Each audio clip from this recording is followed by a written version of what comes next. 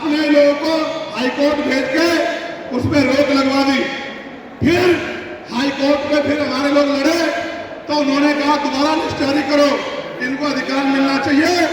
तो वोट लेने के लिए हमारे लोगों के सामने कहा कि भाई मिलना चाहिए, हम समर्थन करते हैं, लेकिन अपने लोगों को सुप्रीम कोर्ट भेज दिया और सुप्रीम कोर्ट में इनके बैठे जजों ने फिर से उस पर रोक लगा दी। इसलिए हमें इनकी नीयत पे शक होता है। मुझे डर ये भी है, अगर ये अधिकार स्टेट गवर्नमेंट को दे दिए गए तो ये कॉन्स्टिट्यूशन का तो बहुत बड़ा वायलेशन होगा ही, 340 का, 341 का, लेकिन ए बी का। लेकिन सबसे बड़ा खतरा ये है कि कल जो सरकार सत्ता में आएगी वो किसी भी अन्य जाति के लोगों को शेड्यूल कास्ट में उनको शामिल करके आपके पूरे अधिकार को छीन बीन कर सकती है। अगर ये पावर स्टेट को मिल गई, हमें सरकार की मंशा पे सिर्फ शक है। हमने ये भी मांग की, आपको याद होगा, यूपी के साथी हमारे जानते हैं, हमने 2 साल पहले, पौने 2 साल पहले मांग की थी कि जो 52% ओबीसी है उनको 27% रिजर्वेशन सुप्रीम कोर्ट के लोगों ने दिया। आबादी से आधा सुप्रीम कोर्ट ने मंडल कमीशन की रिपोर्ट के बाद ना चाहते हुए सरकार ने कर दिया, तो सुप्रीम कोर्ट ने अपने तरीके से रोक लगा के 27% दिया।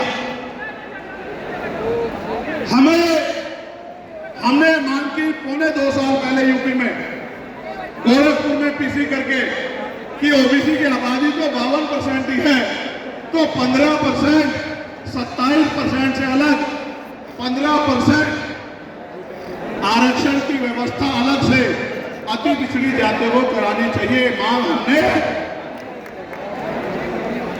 पौने 2 साल पहले उत्तर प्रदेश में उठाई थी। उसके बाद उसी दिन हमने मांग उठाई, क्योंकि हमने न्याय चरित्र है। हम बाबा साहब अम्बेडकर को, माननीय काशीराम साहब को अपना नेता मानते हैं, हम ज्योतिबा फुले साहू जी महाराज को अपना नेता मानते हैं। हमने मांग उठाई थी, हम मामला रामसु वर्मा और सर छोटू राम को अपना नेता मानते हैं, हम चौधरी महाराज सिंह गांधी को अपना नेता मानते हैं, हम कोतवाल धन सिंह गुजर को अपना नेता मानते हैं। हमने मांग उठाई थी कि भाई हमारी आबादी बढ़ रही है, 2011 के बाद जनगणना नहीं हुई, और जो जनगणना हुई उसके आंकड़े जारी नहीं हुए। इसलिए हम लोग मांग करते हैं कि जिन जातियों को अवसर नहीं मिले, पहले तो उनको तैयार किया जाए और फिर उनको 5% अतिरिक्त आरक्षण शेड्यूल कास्ट में 15% अतिरिक्त देकर उनको मुख्य धारा में लाया जाए। जब हम 2 साल पहले इसकी मांग कर रहे हैं तो हम डीएससी के भाइयों के विरोधी कैसे हो सकते हैं? धक्का क्यों मार रहा है? तब तो वो आंदोलन नहीं चला सकते। हम तो आंदोलन चला के मांग कर रहे थे कि मिलना चाहिए। लेकिन मैं आज भी कहता हूँ, हमारी ये मांग है कि अब समय आ गया देश में कि आरक्षण की सीमा बढ़ाई जानी चाहिए, आरक्षण की कैप खत्म की जानी चाहिए और 100% रिजर्वेशन इस देश में लागू होना चाहिए। जिसकी जितनी संख्या भारी उसकी उतनी हिस्सेदारी उनको मिलना चाहिए। आज फिर कह रहा हूं, जातिगत जनगणना कराओ और 100% आरक्षण करो।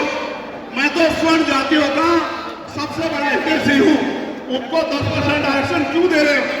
मेरी ये मांग है। मैं तो अपने लोगों के आरक्षण देते हुए मांग करता हूं। उनकी आबादी तो 15% भी नहीं है।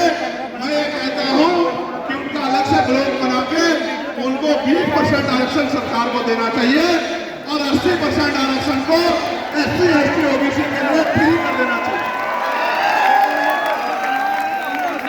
जबकि काशीराम साहब को 85% की बात करते रहे, लेकिन मैं समझता हूं कि उनमें भी लोग गरीब हैं, इसलिए मैं उनका 5% और बढ़ा रहा हूं। लेकिन पहले देश को ये तो बता दो, जातिगत जनगणना करा के, कि भाई अभी तक उनका प्रतिनिधित्व कितना है, अभी तक उनकी सरकारी नौकरी में हिस्सेदारी कितनी है और कितनी कमी उनकी है जो आपने 10% उनको दे दिया। आज हम लोग एक और मांग भी उठाते हैं कि कास्ट का आरक्षण बढ़ा के उसकी संख्या के आधार पे 25% करना चाहिए। बताओ सहमत हो नहीं सहमत हो? जोर से हाथ उठा के दोनों हाथ उठा के बताओ सहमत हो नहीं सहमत हो? तो ये हमारी वो मांगे हैं जिनके लिए आज हम लोग यहाँ इकट्ठा हुए हैं। और हम इकट्ठा नहीं हुए आज तो मजबूरी या अपने देश से प्यार था कि हमने अपने आंदोलन को बदलाव कर लिया। अगली बार अधिवेशन तो होगा इंदौर में, लेकिन जब तो इस बार एक और बड़ा आंदोलन रामलीला मैदान में, और रामलीला मैदान से अपनी ही पार्लियामेंट का घेराव करके अपनी मांगों को उठाने के लिए हम लोग करेंगे। बताओ मदद करोगे नहीं करोगे? आज जो लोग आए हैं, अगली बार जब आंदोलन होगा तो घर में रहोगे या एक एक आदमी 10-10 लोगों को लेके आएगा? बताओ कौन हाथ उठा के बताओ। अब जब लगभग सभी मांगों पे मैंने अपनी बात रख दी है, लेकिन जो बहुत बुनियादी बात मुझे आपसे करनी है, जो मेरे दिल की बात है, क्या आप सुनना चाहते हो? सुनना चाहते हो तो अपने आसपास वाले को भी शांत कर दो। बिल्कुल इसमें इस पंडाल में ऐसा माहौल होना चाहिए कि अगर सुई भी गिरे तो उसकी आवाज आनी चाहिए, तभी मैं अपने दिल की बात रखूंगा। ये तो मैंने आंदोलन की मांग आपसे रख दी, लेकिन अगर आप बिल्कुल शांत माहौल नहीं बनाओगे तो फिर आपका ये कार्यकर्ता इतना कमजोर नहीं कि अपनी बात को बिना आपकी असहमति के रख ले। तो पहले आप 1 मिनट में बिल्कुल शांत माहौल बनाओ, जिससे मेरी छोटी से छोटी बात आपकी समझ में आए। बिल्कुल यहां से लेके वहां तक बिल्कुल शांत माहौल। और वर्ग में पैदा हुआ एक बेटा आपसे अपनी बात रखना चाहता है। भाई माइक नीचे दो। अब देखो बात सही आ रही है। आपकी भीड़ में जब मैं यहाँ से वहां तक जाऊंगा, कोई दुश्मन भी होकर मेरी जान को नुकसान पहुंचा सकता है। इसलिए मैं आपसे अनुशासन की मांग कर रहा था, लेकिन मुझे लगता है कि आपको इस बात का कोई मतलब नहीं है। इसलिए आप जो है जो जुनून तो दिखा रहे हो, लेकिन अनुशासन नहीं रख पा रहे। मैं आपसे फिर कहता हूं कि थोड़े थोड़े पीछे हो जाओ, थोड़े थोड़े पीछे हो जाओ। हेलो, थोड़े थोड़े पीछे हो जाओ। मैं जब वहां आऊंगा तो ऐसा ना हो कि आपके बीच में खड़ा कोई विरोधी मुझे नुकसान पहुंचा दे, इसलिए थोड़े थोड़े पीछे हो जाओ। इस मंच पे वो सब लोग उपस्थित हैं जिन्होंने अपने खून से भीम आर्मी को सींचा, और भीम आर्मी के मजबूत होने के बाद आज वो सब लोग भी उपस्थित हैं जिन्होंने आजाद समाज पार्टी को अपने बच्चों के हिस्से का पैसा काट काट के 1-1 रुपया जमा करा करा के और इस आंदोलन को सींचने का काम किया। आज इस मंच पे इधर और सामने वो लोग उपस्थित हैं जो किसी लाभ के लिए नहीं, बस समाज की सेवा को करने के लिए मैदान में उतरे हैं। काशीराम साहब कहते थे, जब आप समाज को समझाने निकलोगे तो समाज के बहुत सारे लोग आप पे आरोप भी लगाएंगे, आपकी आलोचना भी करेंगे, आप पे सवाल भी खड़े करेंगे। ये वो लोग हैं जो खुद तो काम करते नहीं, अगर कोई काम करना चाहता है तो उसको रोकने के लिए टांग खींचने का काम करते हैं। आप बताओ, अगर आज मेंबर ऑफ पार्लियामेंट के तौर पे आजाद समाज पार्टी का आदमी सदन में नहीं होता तो क्या सदन में कोई आपकी बात को उठाता? नहीं।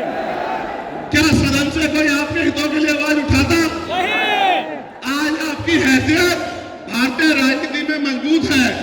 आज बड़ी बड़ी पार्टियों पे एक भी मेंबर ऑफ पार्लियामेंट नहीं है, लेकिन 2020 में बनी आजाद समाज पार्टी पे एक मेंबर ऑफ पार्लियामेंट है, और मेंबर ऑफ पार्लियामेंट भी ऐसा वैसा नहीं, मेंबर ऑफ पार्लियामेंट भी टिकाऊ है, टिकाऊ।